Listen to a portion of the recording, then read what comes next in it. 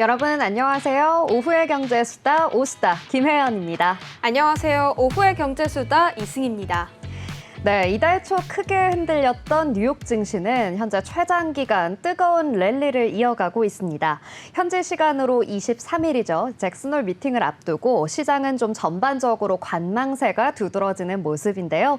9월 FOMC가 열리기 전 이 마지막 연설이 될 가능성이 큰 만큼 전 세계가 파월의 입에 주목하고 있습니다. 자, 거기에 금리 인하 가능성과 이 루트에 대한 힌트를 좀 얻을 수 있지 않을까라는 기대감까지 더해지면서 주목받고 있는데요. 연준 위원들은 비둘기파적 발언들까지도 이어가고 있습니다. 자, 그런데 이렇게 가자지구의 휴전한 수용 소식과 함께 국제 유가가 급락하는 모습을 보였거든요. 그런데 간밤에 미 증시는 3대 지수 모두 상승하면서 마감을 해주었습니다. 거기에 엔비디아가 6거래일 연속 상승세 이어가면서 좋은 흐름들 이어져 가고 있는데요. AR 산업의 기대감이 다시 좀 살아나게 되면서 지난주 후반 다소 좀 약했던 반도체의 훈풍이 우리 시장에도 다시 돌아오고 있습니다. 다우지수는 236.77포인트 오른 4896.53으로 장을 마치면서 5거래일 연속 상승세 이어갔고요. 그리고 S&P 500 지수는 전거래일보다 54포인트 상승하며 마감을 했습니다. 나스닥 지수 역시 상승을 했는데요. 245.05포인트 상승하면서 거래를 마쳤습니다. 자, 우리 시장, 양시장 모두 이 외국인의 수급이 하루 만에 다시금 매수세로 전환이 되면서 장 초반에는 코스피 지수가 2,700선을 터치하기도 하는 모습 보였는데요. 우리 시장 오늘은 좋은 흐름 이어가고 있습니다. 네, 이렇게 간밤에 엔비디아 주가가 가파르게 상승을 하면서 기술주 중심으로 한 미국발 훈풍이 국내 증시에도 고스란히 이어져 가고 있는 모습입니다. 반도체를 중심으로 좀 투자 심리를 이끌어내고 있는데요. 어제는 하락하는 모습을 보였던 삼성전자와 SK하이닉스가 그대로 힘을 받으면서 코스피 지수를 이끌어내고 있습니다. 다만 이 폭락장 속에서도 강세를 보였던 제약 바이오주는 오늘은 조금 수급이 빠지면서 잠시 쉬어가자라는 흐름을 보여주고 있는데요. 코스피 장 초반에는 2,700선을 터치하기도 했습니다. 하지만 현재는 상승폭 살짝 줄여가면서 5%가량 빠지는 모습이 보였는데요. 2,695선 현재 지나가고 있고 코스닥은 787선 지나가고 있습니다. 수급에서는 외국인과 기관 모두 양시장에서 매수 흐름 보여주고 있습니다. 특히 외국인은 전기전자 중심으로 좀 수급을 담아내고 있는 모습인데요. 오늘 반도체 쪽도 강하지만 이 코로나 테마주 여전히 기승을 부리고 있습니다. 이 안에서 계속 순환매가 이어져 나가고 있는 모습인데 진단키트를 시작으로 치료제 그리고 마스크 쪽까지 이어나가는 모습을 보이다가 오늘은 콜드체인 쪽이 부각을 받고 있습니다. 이렇게 또 이번 주에 여러 이벤트들을 앞두고 있는 상황에서 오늘은 시장이 그래도 무난한 흐름을 타고 있다라고 판단이 되어지는데요. 장 마감까지 조금 더 힘을 내주면서 고개를 들어주기를 기대해 보겠습니다. 네, 오늘 오수다는 화제의 종목을 집중 탐구하는 마켓나우 앵커들의 수다 시간과 또 부동산, 위클리 부동산 이슈 함께 해보는 날이죠. 김성수 교수님과 함께하는 부동산 이야기까지 다양한 수다 주제들 준비되어 있습니다. 네, 또 장 마감 직전에 살펴보는 특징적 흐름 분석도 준비되어 있으니까요. 끝까지 함께해 주시기 바랍니다. 본 방송에서 제공하는 정보는 투자 판단에 대한 조언일 뿐 주식의 가치나 상승, 하락에 대해서는 보장하지 않습니다. 네, 오후의 경제수다 오수다 바로 시작해 보도록 하겠습니다. 현재 우리 시장 상황 어떻게 흘러가고 있는지 시황센터 연결해 봐야겠죠? 박보람 캐스터 나와주세요. 네, 시황센터입니다. 장 마감 30분 정도를 앞두고 있는 우리 시장, 지금 양시장 모두 빨간불을 켜주고 있습니다. 오늘 우리 시장이 이렇게 상승하게 된 이유에는 일단 간밤 뉴욕 증시를 좀 살펴봐야 하는데요. 기술주 중심으로 크게 올랐고 또 그 중심에 반도체가 있었고요. 우리 시장도 반도체 훈풍을 그대로 이어받았습니다. 지금 지수 보시면 코스피 강보합권선에서 거래가 되고 있습니다. 2,696포인트 선 지나고 있고요. 장초에는 2,700선 위로 좀 올라가기도 했는데 다시 소폭 반납을 한 모습입니다. 코스닥 같은 경우는 1% 넘게 오르면서 787포인트 선 지나고 있습니다. 계속해서 수급 보도록 할게요. 오늘 시장의 수급에서의 특징은 외국인이 다시 돌아왔다라고 정리를 할 수 있을 것 같은데요. 지금 거래소 보시면 외국인이 2천억 원 넘게 물량을 담았습니다. 특히 사이즈가 큰 업종, 대형주, 전기, 전자, 제조업 위주로 물량을 담았고 여기에 기관도 매수 흐름 소폭 동참을 하는 모습이고요. 이어서 코스닥 쪽 볼게요. 코스닥 같은 경우도 외국인의 수급이 들어왔고 기관이 오전에는 매도였는데 오후 들어서 매수 쪽으로 흐름을 전환을 했습니다. 지금 양대 시장에서 모두 외국인 수급 들어오고 있는 점 확인이 되고 있습니다. 이어서 종목별 흐름을 볼게요. 시총 상위 종목들 먼저 코스피입니다. 지금 보시면 1위부터 5위 가운데 아무래도 반도체 상승이 눈에 띕니다. 삼성전자 강보합권 그리고 SK하이닉스 3%대 넘게 올랐습니다. 삼성전자 같은 경우에 이제 곧 출시가 될 입는 로봇이죠. 웨어러블 로봇 보핏에 대한 기대감이 더해지면서 오늘 관련해서 로봇 시세 쪽으로도 좀 분출이 된 그런 종목들 흐름이 체크가 되고요. LG에너지솔루션 강보합권 그리고 완성차 섹터에서 현대차도 지금 강보합권의 움직임 보이고 있습니다. 이어서 6위부터 10위 볼게요. 완성차 쪽 현대차뿐만이 아니라 지금 기아도 소폭 상승한 모습을 보여주고 있고요. 어제에 이어서 오늘까지 나란히 오르고 있는 종목 지금 아래쪽에 보시면 KB금융 그리고 신한지주입니다. 아무래도 밸류업 쪽으로 묶여 있기도 하고요. 그리고 컨센서스를 상회하는 실적이 나왔다라는 소식이 어제 전해지면서 실적을 따라서 종목별 흐름도 움직이는 모습이 확인이 되고 있습니다. 이어서 코스닥 볼게요. 코스닥 같은 경우는 2차 전지주의 약세, 에코프로 그룹주가 지금 희비가 좀 엇갈리고 있습니다. 에코프로 BM이 약보합권이고 에코프로 보합권에서 움직이고 있습니다. 알테오젠이 계속해서 상승 흐름을 이어가면서 지금 시총 1위 자리를 넘보고 있는 정도까지 올라왔고요. 계속해서 6위부터 10위 볼게요. 6위부터 10위권 종목, 오늘 굉장히 등락을 거듭하고 있는 종목이 휴젤입니다. 장중에는 52주 신고가를 경신을 하기도 했는데 지금은 다 반납을 하고 지금 하락하고 있죠. 보톡스 관련한 종목입니다. 수출 쪽으로 호조 소식이 전해지면서 오늘 52주 신고가를 경신할 정도로 많이 올랐는데 지금은 파란불 켜주고 있고 또 미용기기 관련해서 클래시스도 2% 넘는 상승불을 켜주고 있습니다. 이제 우리 시장 앞으로 또 다가올 이벤트가 있죠. 파월 의장의 연설을 앞두고 또 계속해서 주목해봐야 하는, 체크해봐야 하는 이슈들이 살아있는데요. 내 계좌에 빨간불을 켜주기 위한 전략, 오늘 방송 통해서 끝까지 챙겨보시길 바라겠습니다. 지금까지 시황센터였습니다. 네, 현재 우리 시장은 빨간불 켜면서 양시장 흘러가고 있네요. 이 전장에서 좀 다소 약했던 삼성전자와 SK하이닉스가 다시금 상승하는 흐름 보여주고 있는데 오늘 장 초반에는 1%대 상승 흐름 보여줬던 코스피 지수가 현재는 다소 그 상승폭을 조금은 반납하는 모습 보입니다. 자, 그리고 좀 아쉬운 부분이 바로 2차 전지 종목일 텐데요. 이 전고체가 조금 다시금 주목을 받고는 있습니다. 하지만 2차 전지 전체 업황이 좀 살아나기는 역부족이었던 것 같습니다. 오늘 에코프로비엠과 에코프로 모두 다 현재 파란불 켜면서 흘러가고 있는데요. 2차 전지 가지고 계신 투자자 여러분들 좀 답답한 흐름 이어져 가고 있어서 힘드시겠지만 그래도 다시금 또 이 대장주들, 주도주들이 다시금 또 업황 회복할 수 있도록 기다려 보셨으면 좋겠습니다. 자, 일주일가량 남은 엔비디아의 실적 발표와 또 이번 주 있을 잭슨홀 미팅까지 앞두고 시장에는 좀 관망세가 짙어져 보이는 모습인데요. 계속해서 저희 방송과 함께 대응 전략 세워나가 보시기 바랍니다. 자, 이제 저희는 다음 순서로 넘어가 보도록 하겠습니다. 바로 마켓나우 앵커드레스다 시간인데요. 자, 지금 우리 정부에서 열심히 또 추진하고 있는 정책이 하나 있습니다. 바로 밸류업 정책이죠. 이 코리아 디스카운트 현상을 좀 해소하고자 일본의 모델을 좀 도입하는 밸류업 정책을 추진 중입니다.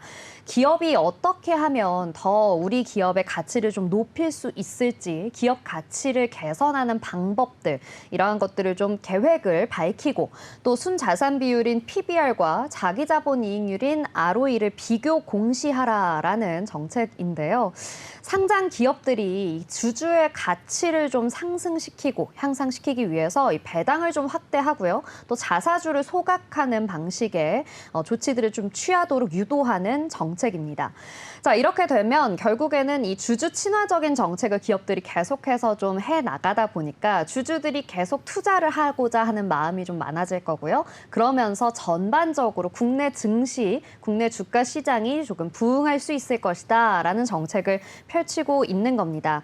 자, 그러다 보니까 자연스럽게 이 PBR이 낮은 이 금융주와 또 보험주들 중심으로 좀 관심이 쏠리게 됐는데요. 우리 시장에서도 대표적인 밸류업 프로그램으로 이 금융주 그리고 보험주들 꼽히고 있습니다. 올 초부터는 좀 주가가 상승하는 흐름 보여주고 있는데요. 오늘도 메리츠 금융지주가 신고가를 만들어내면서 10거래일 연속 상승하는 무서운 흐름 보여주고 있습니다. 네, 그렇습니다. 그런데 여기에 실적까지 받쳐주는 모습이 보이자 이 금융지주들은 급 물살을 타게 됐습니다. 4대 금융주 중에 KB금융은요, 올해 2분기 당기 순이익이 가장 컸습니다. 1조 7,324억 원을 기록을 했죠. 또 신한지주와 하나금융지주, 우리금융지주들이 그 뒤를 잇따랐는데 이러한 실적에 4대 금융지주가 올해 연간 당기 순이익이 역시 역대 최고치를 기록하면서 새 역사를 쓰게 될 것이다 라는 전망이 나오고 있습니다.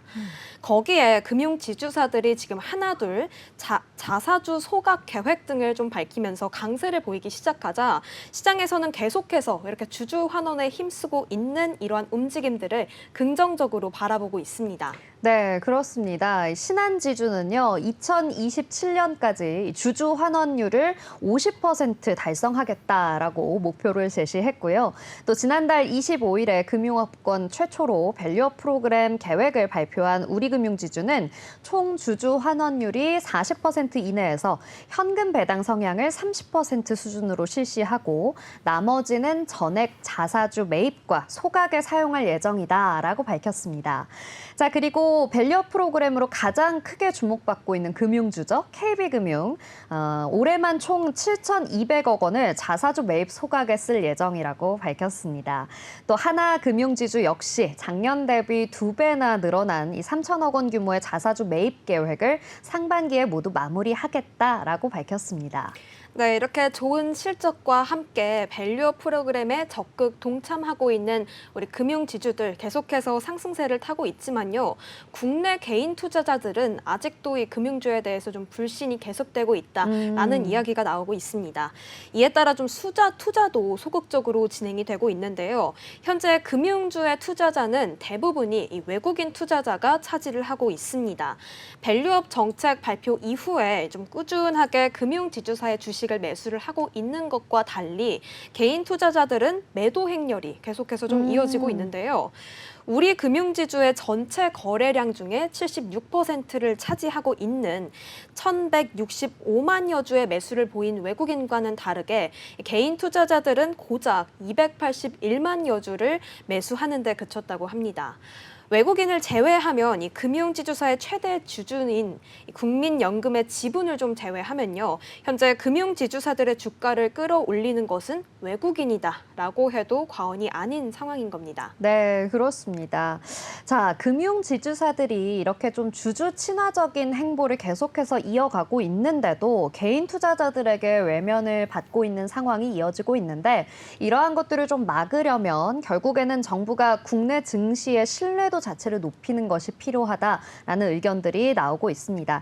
결국에는 이 개인 투자자가 한국 주식을 믿고 신뢰하고 투자할 수 있는 환경을 만들어주는 것이 가장 중요하다라는 거죠.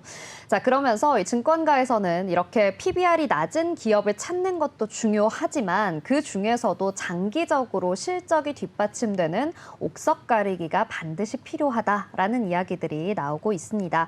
자, 장기적으로 지켜보면서 정말 주주들을 위한 정책을 펼치는 기업을 찾아내고 또 실적까지 탄탄하게 받쳐줄 수 있는지를 계속해서 주기적으로 체크해 나가야 한다라는 거죠. 자, 이런 금융지주사들이 좋은 흐름을 계속 이어가고 있는 모습들이 우리 시장의 하반기 시장에 조금 훈풍을 불러올 수 있기를 바라보도록 하겠습니다. 자, 이렇게 금융지주사들의 좋은 흐름이 이어져 가고 있는 가운데 우리가 또 한번 살펴봐야 할 부분이 바로 미 대선입니다. 그렇죠? 현재 이 해리스와 또 트럼프가 굉장히 경합을 벌이고 있는데 지난주에 비해서 이 큰 흐름의 거시경제적 영향력은 다소 좀 줄어들었습니다. 경기 침체 우려도 조금은 완화됐고요. 각 지표들을 통해서 확인한 모습을 우리가 볼 수 있었는데 이번 주에는 또 여러 가지 이벤트들이 있죠. 연준의 회의록 공개와 또 잭슨홀 미팅 남아 있습니다. 자, 그러다 보니까 이 미국 대선 이슈에 따라서 종목 장세가 좀 이어질 것이다라는 전망들 이어져 가고 있는데요. 현재 대선에서 이 트럼프 후보와 해리스 후보가 박빙의 지지율을 보이고 있습니다. 일단 해리스가 전국 여론조사에서 트럼프를 제쳤습니다. 그리고 7개 경합주의 지지율도 평균 2.1%포인트 오르는 등 유세 시작 3주 만에 이 상승 추세에서 경합을 벌이고 있는 겁니다. 네, 그러면서 이 해리스 부통령의 정책 수혜주에 투자자들의 관심이 계속 좀 이목이 되고 있습니다. 이에 따라 일명 해리스 트레이드가 펼쳐질 것이다라는 기대감이 좀 계속해서 오르고 있는데요. 해리스 후보의 정책은 이 바이든 행정부의 기존 정책과 맥을 계속 같이 할 것이기 때문에 한동안 트럼프 트레이드로 인해서 좀 급락하는 모습을 보였던 반도체나 자동차, 2차 전지 그리고 신재생 에너지 주까지 좀 반등세를 보이고 있습니다. 이렇게 반등세를 보이고 있는 종목 중에서요. 오늘 좀 중점적으로 이야기 나눠볼 종목은 바로 신재생 에너지주입니다. 현재 신재생 에너지주가 재차 주목을 받고 있다고 네. 하거든요. 이 수혜주로 각광받게 된 이후에는 우선 해리스가 청정 에너지와 관련된 인프라 투자 확대에 적극적인 입장을 취하고 있습니다. 뿐만 아니라 바이든과 2020년 대선 당시에 환경과 기후 관련해서 이를 중심으로 한 정책을 주요 공약으로 내세우기도 했거든요. 그러면서 파리 기후협정에 재가입하기도 하고 또 2050년까지 탄소 배출을 제로로 만들겠다 이런 목표를 제시하기도 했습니다. 이러한 움직임은 신재생 에너지 산업에 대해서 강력한 지원을 의미하기 때문에 현재 신재생 에너지가 수혜주로 좀 각광을 받게 된 상황입니다. 그렇군요. 이 사실 올해 한 봄쯤인가요? 이때쯤에 굉장히 유행했던 단어가 있었습니다. 태조 뭐죠? 이방원이라는 단어 들어보셨죠? 네. 그만큼 이 신재생 에너지가 굉장히 각광받던 시기가 있었는데 어느새 이야기가 다시 쏙 들어갔어요. 그랬다가 이제 다시금 미 대선을 앞두고 해리스가 신재생 에너지 관련 정책을 펼치겠다라고 나서다 보니까 우리 시장에서도 이와 관련된 종목들이 함께 좀 주목을 받는 흐름 보여주고 있습니다. 자, 미 증시에서 조금 더 깊게 살펴보자면 미 증시에서 이 신재생 에너지 그리고 태양광 에너지와 관련된 기업으로는요. 8월 16일 태양광 업체 선런이 8월 6일에 급락한 이후에 다시금 17%대 무섭게 상승하는 흐름을 보여줬고요. 또 재생 가능 에너지 장비 업체이죠. 선노바에너지 인터내셔널의 주가는 지난 6일 이후 8거래일 만에 18%나 상승하는 흐름을 보였습니다. 자, 그리고 또 다른 태양광 업체 퍼스트솔라는 5일에는 좀 크게 밀리는 모습이 보여졌었는데요. 16일 기준으로 해서는 8% 넘게 오르는 흐름을 보여줬습니다. 자, 이 해당 기업들 모두 사실 지난달 13일에 또 굉장히 큰 사건이 있었지 않습니까? 우리 트럼프의 총격 사건으로 인해서 트럼프가 재선 가능성이 높아진다라는 이야기가 나오면서 굉장히 크게 빠졌던 종목들입니다. 그런데 해리스가 다시 우세해지는 방향으로 또 증시가 또 급변하다 보니까 강세를 보여주고 있는 건데요. 태양광주뿐만 아니라 전력과 송전 업체들 또한 굉장히 좋은 흐름 보여주고 있습니다.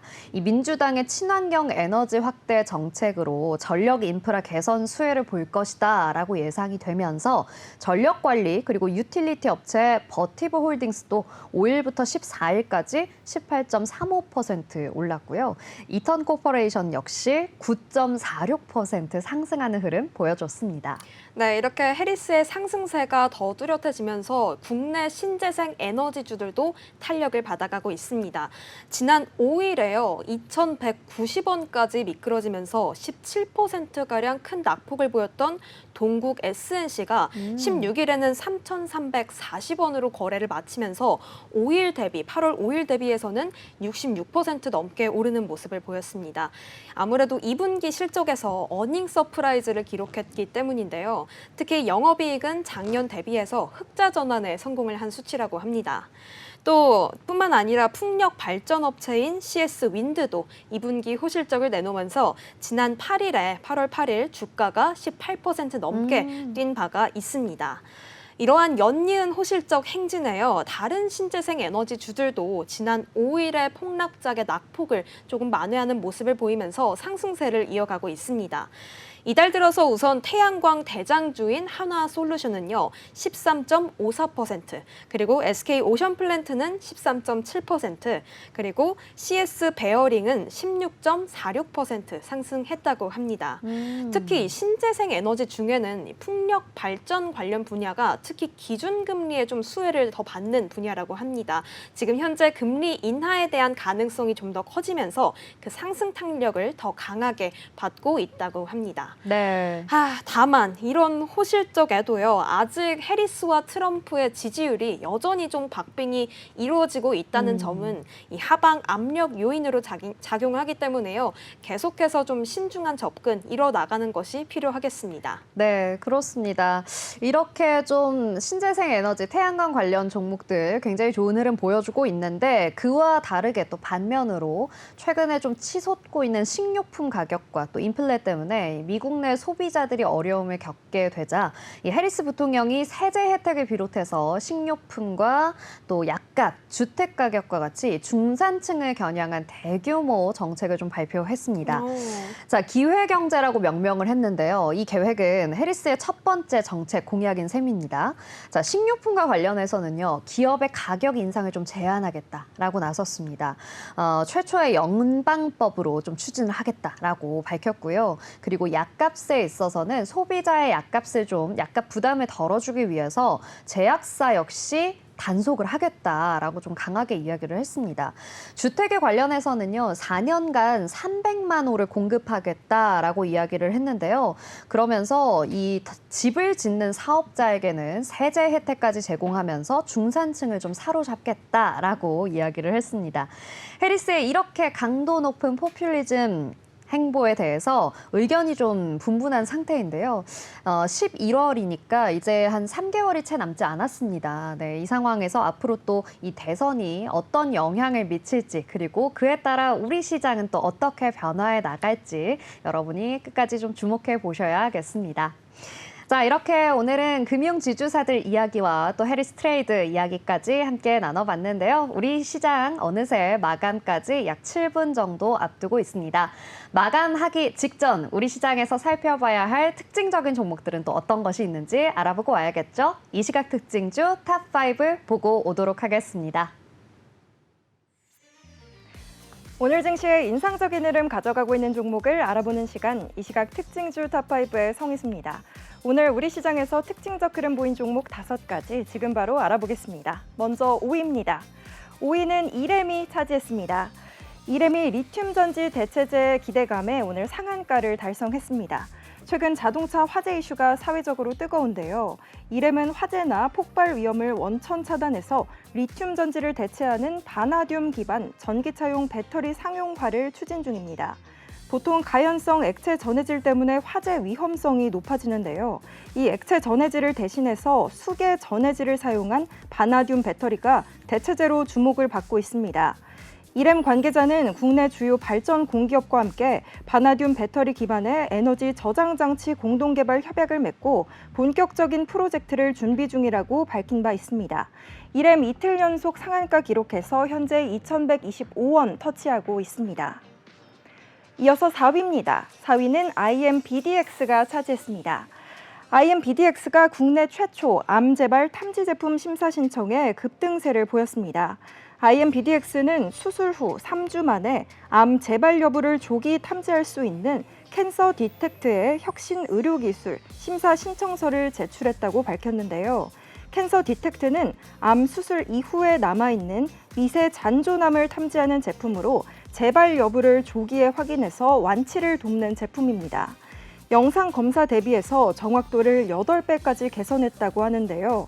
김태유 대표는 캔서 디텍트가 국내 의료 현장에 도입되면 암 재발로 인한 사망률을 낮추고 불필요한 항암 치료로 지출되는 사회적 비용을 감소시킬 것으로 기대한다고 전했습니다. IMBDX 전장 대비 4.71% 상승한 19,570원 지나가고 있습니다. 계속해서 3위입니다. 3위는 코오롱 글로벌이 차지했습니다. 코오롱 글로벌이 장 초반 10%까지 상승하며 강세를 보였습니다. 정부가 동해 심해 가스전 개발 프로젝트죠. 일명 대왕고래 프로젝트와 관련해 해외 투자은행을 대상으로 투자 주관사 선정을 시작하겠다는 소식이 영향을 준 것으로 풀이됩니다. 정부는 8월 말 투자 주관사를 선정하는 입찰을 시작할 계획이라고 전했는데요. 산업통상자원부 장관은 자원 개발 차원에서 반드시 탐사에 들어가야 한다고 보는 상황이라며 좀 더 적극적으로 탐사에 들어가 유망구조 5개 정도는 실제로 탐사하겠다는 계획을 발표했습니다. 이러한 소식이 전해지며 포항 영일 신항만의 2대 주주인 코오롱 글로벌이 주식시장에서 부각되고 있는 것으로 분석됩니다. 현재 전일 대비 3.81% 상승한 1090원 지나가고 있습니다. 다음으로 2위입니다. 2위는 알테오젠이 차지했습니다. 알테오젠이 하루 만에 상승 전환하며 강세를 보였습니다. 알테오젠이 자체 개발한 히알루로니다제 ALT-B4의 제조법에 관한 미국 특허가 등록 결정됐다는 소식이 전해지면서인데요. 히알루로니다제는 피부 세포나 조직 사이에 있는 히알루론산을 분해하는 요소로 약물의 흡수와 확산을 일으키는 역할을 수행합니다. 알테오젠 관계자는 이번 특허 등록은 ALT-B4를 사용한 다양한 치료제가 세계 최대 의약품 시장인 미국에 진출하는 효과적인 지적 재산권이 될 것이라며 다양한 특허 포트폴리오 구성으로 ALT-B4의 권리를 확장하겠다고 전했습니다. 알테오젠 전일 대비 0.84% 상승한 30만 1,000원 선 지나가고 있습니다. 마지막 대망의 1위입니다. 1위는 일동제약이 차지했습니다. 최근 들어서 코로나19가 재확산되면서 이 우려로 장 초반부터 강세를 나타냈는데요. 코로나19 입원 환자 수가 4주 전보다 9배 넘게 증가하면서 치료제 부족 우려가 커지고 있습니다. 일동제약은 2021년 일본 시오노기 제약과 코로나19 치료용 먹는 항바이러스제 조코바에 대한 공동 개발 계약을 체결했고요. 국내 상용화 작업을 진행해 왔습니다. 해당 치료제는 지난 3월 일본 후생노동성으로부터 정식 허가를 받았으며 국내에선 식약처에 품목 허가 신청을 접수한 뒤 결과를 기다리는 중입니다. 식약처는 코로나 치료제 신규 허가 신청에 대해 검토하고 있고요. 긴급 사용 승인이 필요한지 여부에 대해 지속적으로 협의하고 있다고 밝혔습니다. 일동제약 4거래일 연속 상승세 이어가고 있고요. 현재 전일 대비 8.77% 상승한 18,230원 지나가고 있습니다. 네, 이렇게 화요일 특징 종목 5가지 함께 알아봤습니다. 이 시각 특징주 탑5였습니다. 네, 잘 들어봤습니다. 우리 시장에서 현재까지 좀 뜨겁게 움직이고 있는 특징주 5가지 알아보고 오셨는데요. 오늘 굉장히 다양한 종목에 또 다양한 업종의 종목들이 움직여줬습니다. 그중에서 요즘 굉장히 또 핫한 이야기라고 해도 될지 모르겠지만 전기차 배터리에 관련된 종목 이렘이 있었는데요. 사실 이 전기차 화재가 연일 이어지면서 굉장히 이 배터리에 대한 불안감이 시장에 좀 크게 나왔습니다. 어제는 또 포르투갈에서 약 200대가 전소되는 전기차 화재가 있었다라는 소식까지 전해졌었거든요. 그러면서 사실 시장에서 최근에 이 전고체 배터리가 굉장히 주목을 받았습니다. 전고체 배터리는 여러분도 잘 아시다시피 이 전해질을 고체 형태로 만들어서 배터리로 만드는 것을 전고체 배터리로 말하는데요. 이 액체 형태 배터리보다 조금 더 안정성이 있다라는 것 때문에 좀 주목을 받고 있습니다. 다만 전고체 배터리를 만드는 것이 훨씬 더 어렵고 그에 대한 가격이나 기술력이 조금 더 많이 필요한 상황이기 때문에 이 시장이 계속해서 좀 커나갈 수 있을 것인가에 대한 의구심은 또 제기가 되고 있는 상황이고 상황이거든요. 그래서 배터리에 대한 문제들 그리고 2차 전지에 관련된 이야기들 계속해서 좀 연일 시장에서 이야기가 되고 있는데 그러면서 정부에서는 또 이런 이야기를 했습니다. 이 배터리 제조사의 루트를, 그러니까 어느 배터리를 썼는지를 반드시 좀 밝혀라라고 좀 압박을 하고 있는 건데요. 그러면서 이 배터리의 제조사의 이름을 각인하는 기업인 한빛레이저라는 기업이 또 주목을 받았었습니다. 저는 굉장히 좀 생소하고 또 재미있는 기업이라고 느껴졌는데요. 이러한 배터리와 관련된 다양한 산업군과 다양한 기업들까지도 좀 주목을 받고 있는 상황이니까요. 2차 전지 관련해서 우리가 셀 업체뿐만 아니라 소부장단 그리고 그 외에 다양한 레이저 기술이나 아니면 다양한 또 기술들을 갖고 있는 특정한 기술을 갖고 있는 기업들까지도 좀 골고루 살펴보자라는 이야기까지 드리고 싶습니다.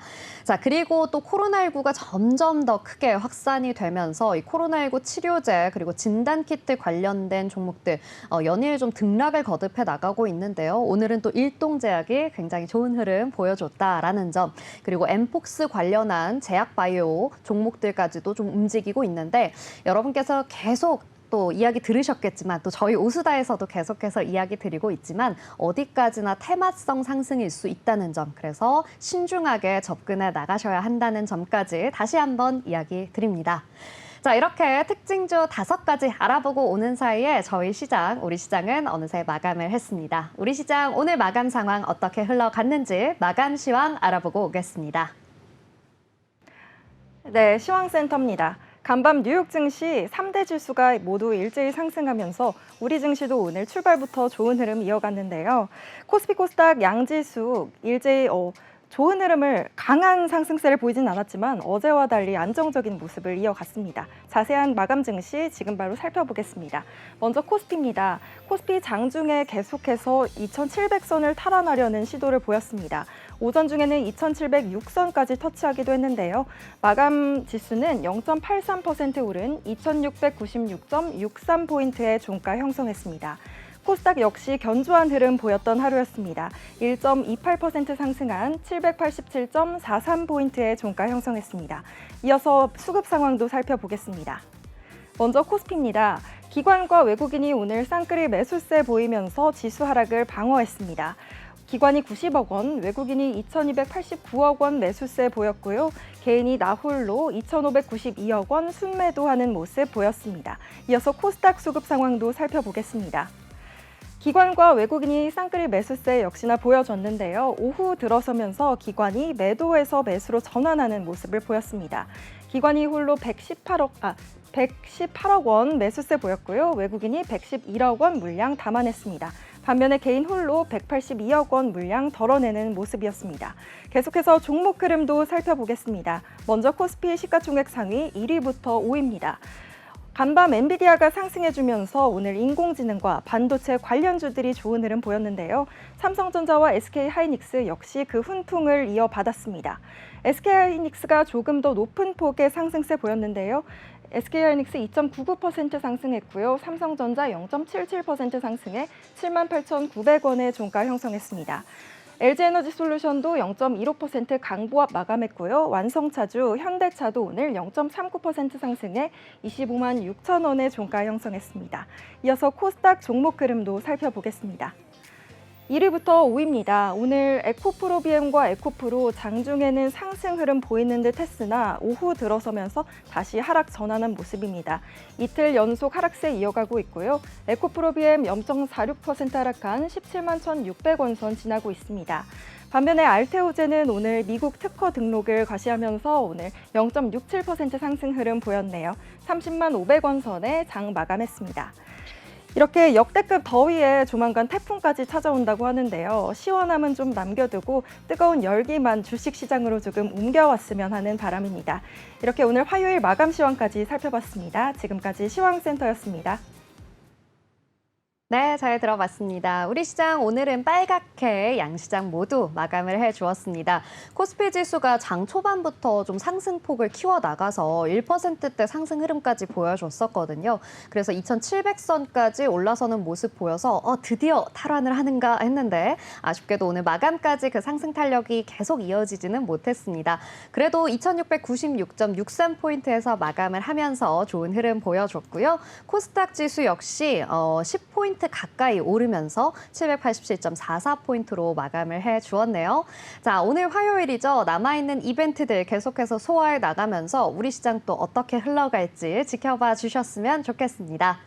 자, 이렇게 오늘 마감 시황까지 알아봤으니까요. 이제 다음 코너로 넘어가 보도록 하겠습니다. 오늘은 화요일이죠. 매주 화요일 여러분과 함께 부동산에 관한 모든 정보 알아보는 위클리 부동산 이슈 시간 준비되어 있습니다.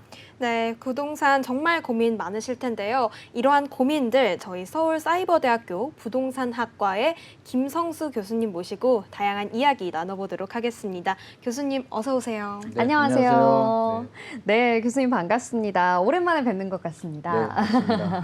네, 오늘은 또 교수님과 함께 서울시의 주요 사업 중에 하나인 모아타운 사업에 대해서 깊이 있게 이야기 나눠보도록 하겠습니다. 네, 뿐만 아니라 최근에 발표된 88 부동산 대책과 또 서울시가 자치구와의 어떤 협력 방안에 대해서도 다양한 이야기 나눠보도록 하겠습니다.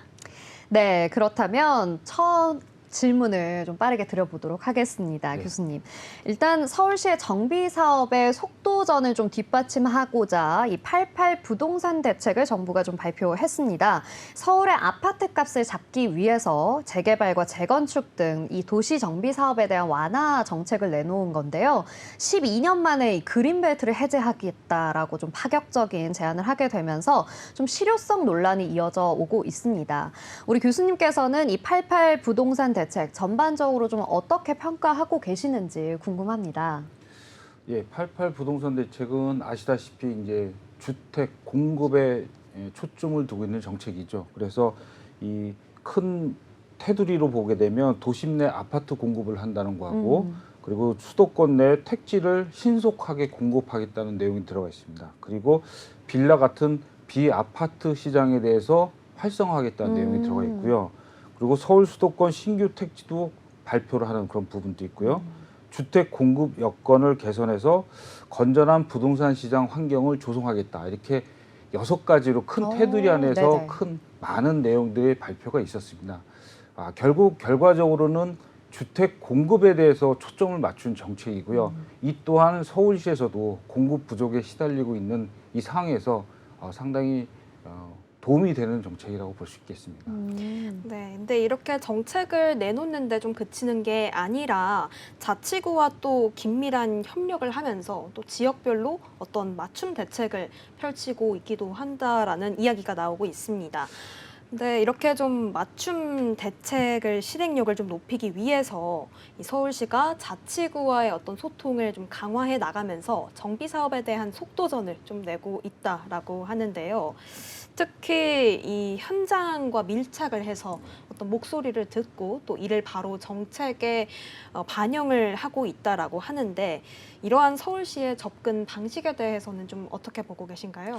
네, 기존의 방식과는 다르게 좀 혁신적이고 바람직한 방향이 아닌가 생각을 해봅니다. 네. 일단 자치구로 이제 공모든 주민 제한 방식이든 간에 이 자치구의 구청장의 의견을 들어서 그 해당 현장에서 있는 목소리를 네. 정책에 반영을 한다는 것은 되게 바람직하다고 봅니다. 그래서 이 정비 사업이라든가 이런 그 공급 대책 방향에 대해서 현장의 얘기를 듣지 않고 기존에는 책상에서 하는 그런 정책들이 꽤 네네. 많이 있어서 사실 이게 좀 안 좋은 부분이 많이 있지 않습니까? 그래서 그런 부분이 많이 개선될 거라고 보고 또한 이 실행하는 거하고 정책화의 간극을 좀 더 좁힐 수 있지 않을까 그런 생각을 해봅니다. 네. 그렇다 보니까 결국에는 지금 좀 이런 정책들이 좀 환영을 받고 있다라고도 볼 수 있겠는데 말씀해 주신 것처럼 그동안은 사실 위에서 아래로 내려오는 하향식의 정책이 계속 진행이 됐다면 이제는 좀 주민들의 이야기를 직접 듣고 그것에 맞추어서 좀 정책을 추진하겠다라는 이야기인 것 같습니다. 그러니까 좀 긍정적으로 볼 수 있는 부분들이 많이 있는 것 같은데요. 최근에 이 강서구 화곡동에서 모아타운 특례를 적용해서 조합 설립이 인가가 된 첫 사례가 나왔습니다. 이 모아타운이라는 것에 대해서 간략하게 좀 소개를 드리자면 결국에는 이 소규모의 개별 필지들을 이렇게 좀 모아서 블록 단위로 공동으로 좀 주택을 개발하는 정비 사업이 모아타운인데요. 2년에서 4년 정도의 짧은 공사 기간을 갖는다라는 것이 특징적입니다. 이번 강서구 화곡동의 사례, 첫 사례라고 또 볼 수 있는데 이게 좀 모아타운 사업 자체에 어떤 의미를 좀 가지는 사례가 될까요? 네, 서울시에서는 기존에 이런 그 스터디, 연구를 참 많이 했었습니다. 네. 그래서 산학협력단도 생겨서 매년 이 대학생들, 대학원생들을 경진대회도 했었어요. 경진대회도 해가지고 예를 들면 이제 아차산 같은 경우에 경관지구가 있는 곳, 그러니까 고밀도로 개발을 못하는 곳에 대한 해결 방안을 이제 제안하는 거에 대해서도 심사를 했었고요. 그래서 결국 이제 대상을 받은 팀들도 보면은 이 경관지구에서의 해결 방안이 되게 중요했었습니다. 지금 말씀하신 이 화곡동 사례도 마찬가지입니다. 여기가 일종 일반 주거로서 건축물 높이가 상당히 제한되어 있던 것이에요. 그래서 12m 정도로 제가 알고 있었는데 이렇게 되면은 이제 고밀도로 할 수가 없으니 네네. 이 기존에 있는 조합원들도 이제 사업성이 너무 없으니까 추진을 할 수 없었잖아요. 그런데 이 화곡동 같은 사례는 주민들의 그 동의 그리고 하려는 의지가 상당히 강했습니다. 그래서 제가 알기로 87% 이상의 동의를 얻어서 네네. 얻어서 이렇게 사업이 진행이 된 곳인데 이 서울시에서도 이 계속된 스터디를 통해서 이 경관지구에 대한 거를 해결을 하려고 많은 노력을 했죠. 그래서 지금 이 12층 밖에 할 수 없는 곳을 좀 더 사업성이 어느 정도 답보가 될 수 있는 수준까지 이렇게 해서 용적률 완화에 대한 그 특례를 적용한 겁니다. 그래서 네. 모아타운의 특례라고 해서 인센티브를 준 경우죠. 그래서 이 부분에 대해서 주거환경 개선을 할 수 있게 그렇게 만든 케이스라고 볼 수 있습니다. 네, 벌써 주민들의 동의와 의지가 87% 넘는 높은 동의율을 보였다고 하는 게 정말 적극 행정 우수 사례로 선정된 바가 있듯이 지역 활성화를 이뤄낸 모습인 것 같습니다. 그렇다면은 교수님, 이 모아타운 사업이요, 대체 기존 재개발과 비교했을 때는 어떤 차별화된 장점이 있는 걸까요? 여러 가지가 있는데요. 네. 첫째로는 이제 사업 속도가 좀 빠릅니다. 네. 왜냐하면 기존의 재개발 사업 같은 경우는 여러 가지 행정 절차가 있고 이해관계인들이 이제 조율로 인해서 시간이 그렇죠. 많이 걸리는데 행정 절차로 보게 되면은 이 정비 계획을 수립을 해야 돼요. 그리고 추진위의 승인을 받아야 되고 또 나중에는 이제 관리 계획인가라는 그런 부분들이 있는데 재개발과 다른 부분이 정비 계획 수립과 추진위 승인 절차가 생략이 됩니다. 자, 요 부분이 한 2년, 3년 걸리는 그렇군요. 그런 소요되는 기간이고요. 관리 처분 인가라는 부분도 2년 내지 3년이 걸립니다. 기존 재개발에서. 그래서 기존 재개발이 뭐 이제 8년에서 10년 걸린다고 얘기하지만 구역에 따라서는 네. 뭐 더 걸린 경우가 더 많이 있고요. 최소한 뭐 8년, 10년 생각을 하고 있는데 이 두 개의 단계가 2년, 3년, 2년, 3년 이 두 단계가 없어져 버리니까 네. 이제 4년에서 5년. 처음 시작은 2년에서 4년 얘기를 했었었는데 지금은 이제 4년 정도, 4년에서 5년 정도로 소요 기간이 짧아지게 된 그런 장점이 하나 있고요. 또 하나는 노후도 기준이 재개발보다는 조금 낮다는 거죠. 그러니까 기존에는 이제 20년 이상 된 경우에는 이제 재개발에서 쉽지 않은데 30년 넘어야 어느 정도 네, 되는데 맞아요. 노후도 비율이 이제 67% 되고 60%로 이제 낮춘다는 얘기가 있는데요. 여기는 50% 넘으면 시작이 됐었습니다. 자, 그런 부분이 있고요. 셋째로는 이 아까 화곡동 사례 본 것 같이 용적률하고 그다음에 인센티브 주는 부분들이 있어요. 그래서 최고 300% 정도 용적률을 가지고도 할 수 있는 기부 체납이라든가 아니면 공공시설을 설치를 한다든가 이런 식으로 해서 용적률을 높여주니 사업성이 좀 개선이 되는 부분들이 있습니다. 그리고 마지막으로 모아타운은 신속하고 또 주민들의 참여가 참여할 수 있는 그런 방안이 있다. 이렇게 해서 크게 4가지로 이게 요약할 수가 있죠. 네, 그렇군요. 아무래도 이 주민들의 참여가 적극적으로 이루어지게 되다 보니까 이 재개발하는 과정에서 주민들의 의견 수렴도 좀 원활하게 될 것이고요. 또 주민들끼리의 의견을 나누는 이 커뮤니티 형성도 굉장히 잘 될 것이라고 봅니다.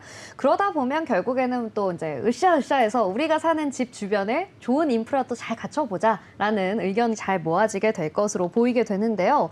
자, 지금 우리가 이렇게 이야기를 해본 것처럼 굉장히 좀 허들이 낮고 장점은 많아 보이는 이 모아타운 사업입니다.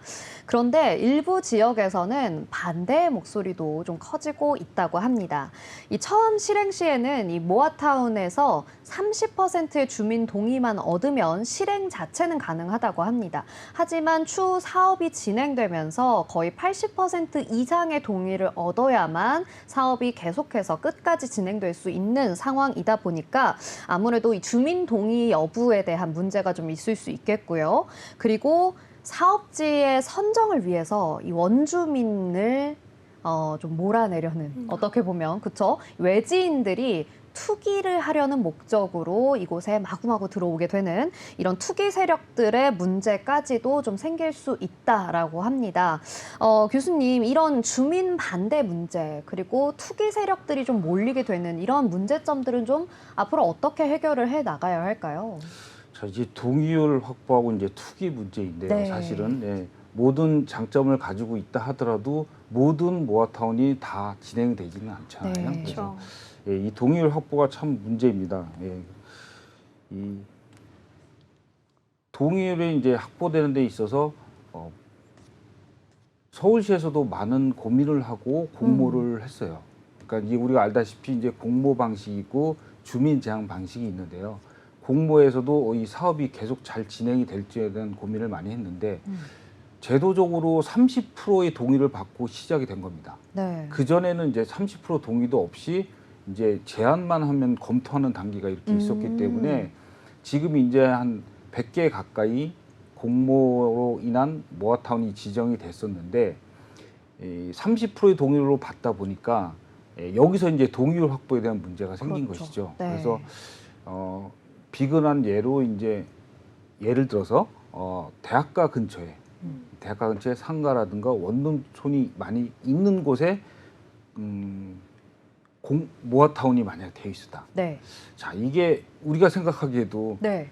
동의율이 받기가 상당히 어려울 그러게요. 것 같은 네네. 생각이 들고 있는 곳에 이게 어찌됐든 간에 지정이 된 부분도 있어요. 그러다 보니 거기에 계신 분들은 이제 원룸에 대한 소유자인 분들이고 그렇죠, 그렇죠. 그래서 월세 수입이 이제 전부인 분들이 상당히 많이 있고 또 상가는 상가에 대한 월세 수입이 있는 분들이 많은 곳에 있는 그 모아타운에 대한 부분이 좀 문제가 되고 있죠. 그래서 사회적으로도 뭐 방송에도 여러 방송에도 나오고 그랬던 경우가 있는데 이 동의율 확보에 대한 부분이 구조적인 문제가 있고요. 네. 또 하나는 작심하고 이제 반대하신 분들도 일부 있더라고요. 현장에서 보게 되면은 네네. 본인의 어떤 그런 거를 좀 이득을 지키고자 취하기 위해서 하시는. 지키고자 하는 부분이니까 여러 가지 생각을 가지게 분들이 있으신데 그렇죠. 여기서 오랫동안 내가 살고 있었었는데 내가 거기서를 떠나기 싫어하는 그런 이건 이제 제도적인 문제라고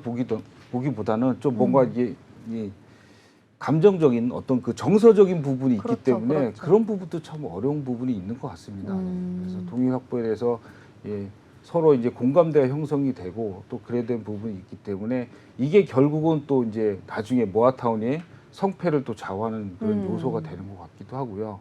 투기만으로 보자 보면은 참 여러 가지 이제 이 투기가 이제 많이 들어오게 되는 부분이 있는데 여러 가지 대책을 그 나름 만들었습니다. 만들어서 이제 서초구나 강남구 같은 경우에 일부 이제 미리 이제 투기 세력이 많이 들어가서 하게 됐는데 그런 부분이 개입이 된 게 정황이 보여지면 조사를 통해서 제외시키는 경우도 있었어요. 네. 제외시키는 경우도 있고 우리 이제 이 88 대책 나오기 전에 7월 19일 날 이제 서울시에서 나온 대책이 있는데 그 대책은 보면은 대책을 보면은 그 권리 산정 기준을 앞당겨서 하게 네. 되는 그래서 원천적인 투기를 봉쇄하는 그런 대책도 있습니다. 네, 네. 그렇군요. 이렇게 좀 다양한 혜택들과 좋은 점들이 있는 모아타운이지만 여러 가지 또 필수적인 문제들도 동반되기 때문에 이 부분을 좀 잘 해결할 수 있는 대책 마련까지도 꼼꼼하게 돼야겠습니다. 자, 오늘 이렇게 모아타운에 대해서 깊이 있게 이야기 나눠주신 김성수 교수님 고맙습니다. 네, 감사합니다. 네, 오늘 저희가 준비한 오후의 경제수다 오수다는 여기까지입니다. 네, 다음에 또 오늘 장 마감 상황부터 간단하게 짚어드리겠습니다. 앞서 말했듯이 코스피는 2,696선에서 마감을 했습니다. 결국 2,700선에 도달을 하기 위해서 좀 치열한 움직임을 보이는 모습도 보였지만 내일은 조금 더 꼬리를 뺄 수 있는 모습 기대해 보고요. 또 코스닥 같은 경우에는 787선에서 마무리 짓는 모습을 보였습니다. 양시장 그래도 반가운 동반 빨간불의 모습입니다. 네, 내일은 더 시장에 가깝고 유익한 경제 이슈들 가지고 찾아오도록 하겠습니다. 저희 방송 다시 보기는 언제나 유튜브와 네이버를 통해서 가능하다는 점 기억해 주시기 바랍니다. 오후의 경제수다 오수다 오늘은 여기서 마치도록 하겠습니다. 내일 오후 3시 오수다에서 다시 만나요. 안녕.